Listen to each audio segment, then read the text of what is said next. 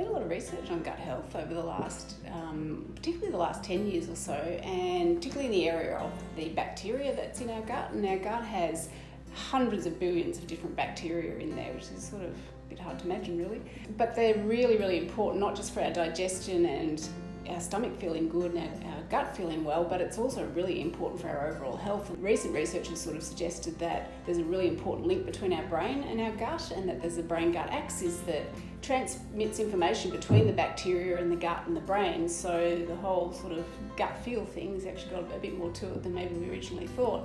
Also really important, the gut bacteria for our heart health, for our immunity, and also for our hormones. So there's been some strong indication if you look at the bacteria that's in your gut, you can predict whether somebody's prone to obesity or not. So interesting relationship between our gut bacteria and body weight as well. So knowing all that, what we look at then is sort of what is the best sort of diet and lifestyle that's going to keep all our gut bacteria happy and make sure that we've got a really good colony of healthy bacteria that are helping our body, rather than the small minority of bacteria that aren't so great for us and that do contribute to disease and inflammation. So keeping our gut healthy, there seems to be things that we can do diet-wise, like having a plant-based diet, so including lots of plant-based foods in our diet, particularly organically grown plant foods, having those that are high in prebiotics help feed our bacteria. Avoiding really industrially processed foods, because foods like that tend to have ingredients that destroy the healthy bacteria in our gut. Also eating fermented foods, so sauerkrauts, which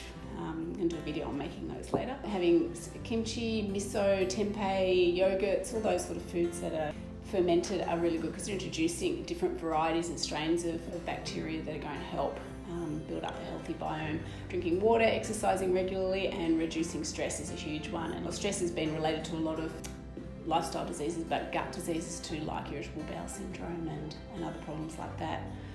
So Digestive Tonic that we've created here has been designed to help promote a healthy butt. That'd be good. No, it's actually been designed to promote a healthy gut, which is just as good. So I've included things like peppermint leaf in there, which, peppermint's is well known as something that settles the gut and can help with indigestion, with gas, with heartburn, and some of those digestive issues. If you breathe in the vapours of a hot peppermint tea, that can help clear phlegm from your throat and chest and sinuses, which is really good. And it also has antibacterial effects. It's also got lemon balm, which is closely related to peppermint, and that supports digestion and calms nerves. And bees really like lemon balm plants, so it's a good one to plant in your garden as well, and add some fresh stuff in there too. It's supposed to be very good for memory. We've also got ginger in here, which has anti-nausea, anti-vomiting effects, and I've put licorice in as well, which has got a sweet taste to it and also can have an effect on reducing or alleviating problems like stomach ulcers. So all in all, the mix are all things that have a strong and have had research linked with their ability to help our digestion and support our biome, and overall make sure that we've got a nice healthy tummy.